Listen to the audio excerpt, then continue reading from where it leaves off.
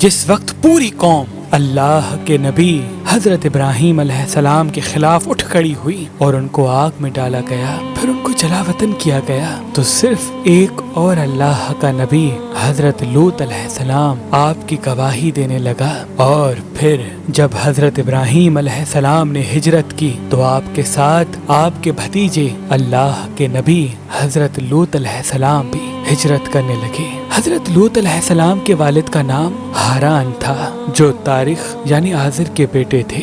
آپ کے والد کا آپ کے بچپن میں ہی انتقال ہو گیا تھا، تبھی آپ اپنے چچا ابراہیم اور دادا آزر کے ساتھ رہتے تھے۔ جب اللہ کے خلیل ابراہیم علیہ السلام مصر سے فلسطین کی طرف ہجرت کرنے لگے تو آپ نے اپنے بھتیجے لوط کو سدوم بستی کی طرف بھیج دیا اور یہ فرمایا، اے اللہ کے نبی لوط، اس قوم تک اللہ کا پیغام پہنچاؤ، ان میں بدکاری اور بے حیائی عام ہو چکی ہے، ان کی اصلاح کے لیے جاؤ اور وہاں رہنا شروع کر دو۔ تو یوں حضرت لوط علیہ السلام سدوم بستی کی طرف روانہ ہو گئے۔ یہ بحر مردار کے پاس ایک بستی تھی، تجارت کا مرکز اور مسافروں کے لیے آرام کی جگہ۔ وہ قوم کافر قوم تھی، وہ نئے نئے گناہ کے طریقے ایجاد کرتے اور فخر سے اس پہ عمل کرتے تھے۔ اس قوم میں ایسے بدترین گناہ موجود تھے جو ان سے پہلے اس زمین پہ کسی نے انجام نہیں دیے تھے۔ اللہ کے نبی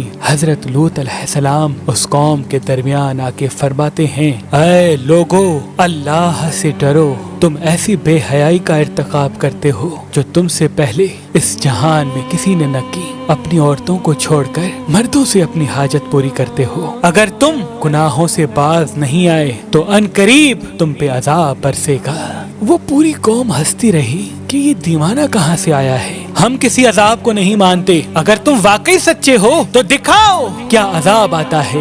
وہاں لوط علیہ السلام اور ان کی بیٹیوں کے علاوہ سب کے سب غلاظت میں ڈوبے ہوئے تھے اور اللہ کے پیغام کا مذاق اڑا رہے تھے۔ چنانچہ انہوں نے لوط علیہ السلام کو اپنی بستی سے باہر نکالنے کا فیصلہ کیا۔ اللہ کے نبی حضرت لوط علیہ السلام اللہ سے مخاطب ہو کے فرمانے لگے، اے اللہ، یہ قوم ہدایت پانے والوں میں سے نہیں بلکہ تیری ہدایت کا مذاق اڑانے والوں میں سے ہے۔ اے اللہ، جب بھی کوئی نوجوان اس بستی میں آتا ہے تو یہاں کے لوگ اس کو ہوس کی نگاہ سے دیکھتے ہیں، اس سے اپنی حاجت پوری کرتے ہیں۔ اے اللہ، میری مدد فرما۔ اتنے میں اللہ نے آسمان سے فرشتے بھیجے جو نوجوان خوبصورت لڑکوں کی شکل میں تھے۔ وہ جیسے ہی حضرت لوط علیہ السلام کے گھر آئے تو اللہ کے نبی لوط علیہ السلام گھبرانے لگے کہ یہاں کے لوگ ان کے ساتھ بھی وہ سلوک نہ کریں جو ان سے پہلے لڑکوں کے ساتھ کرتے تھے۔ وہ فرشتے کہنے لگے، اے اللہ کے نبی، گھبراؤ نہیں، ہم اللہ کی طرف سے آئے ہیں۔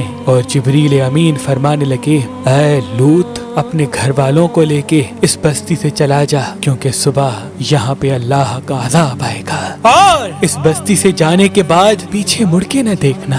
ہم تیرے پورے گھر کو اللہ کی پناہ میں رکھیں گے، بچا لیں گے، سوائے تمہاری بیوی کے، کیونکہ وہ پیچھے رہنے والوں میں سے ہوگی۔ افسوس، اللہ کے نبی لوط علیہ السلام کی بیوی نے جب ان لڑکوں کو دیکھا تو اس بستی کے لوگوں سے کہنے لگی کہ ہمارے گھر کچھ خوبصورت نوجوان آئے ہیں، کیا تم نے ان کو نہیں دیکھا؟ ان کا حسن ایسا ہے جیسا تم لوگوں نے پہلے کبھی نہیں پایا ہوگا۔ اتنے میں بستی کے کچھ لوگ حضرت لوط علیہ السلام کے گھر پہنچتے ہیں۔ حضرت جبریل امین ان کو ایسی ضرب لگاتے ہیں کہ وہ تمام کے تمام اوندھے ہو گئے۔ وہ سب واپس جانے لگے اور زور زور سے دھمکیاں دینے لگے کہ اے لوط، ہم تم سے کل نپٹ لیں گے۔ تو بس جیسے ہی لوط علیہ السلام اپنے گھر والوں کے ساتھ اس بستی سے باہر نکلتے ہیں تو جبریل امین اس بستی کو کھیڑ کر آسمانوں کی طرف بلند کرتا ہے اور پھر زمین کی طرف دے مارتا ہے، اور آسمانوں سے اللہ کا عذاب برسنے لگتا ہے۔ آسمانوں سے پتھر اور آگ ایسے برستی ہے کہ وہ ایک ایک انسان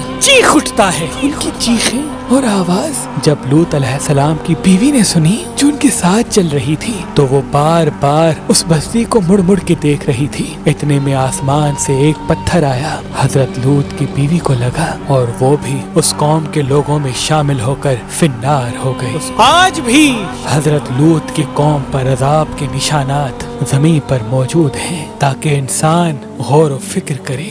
بے شک اللہ جو چاہے وہ ہو کے رہتا ہے، اللہ جو چاہے وہ ہو کے رہتا ہے، اللہ جو چاہے وہ ہو کے رہتا ہے۔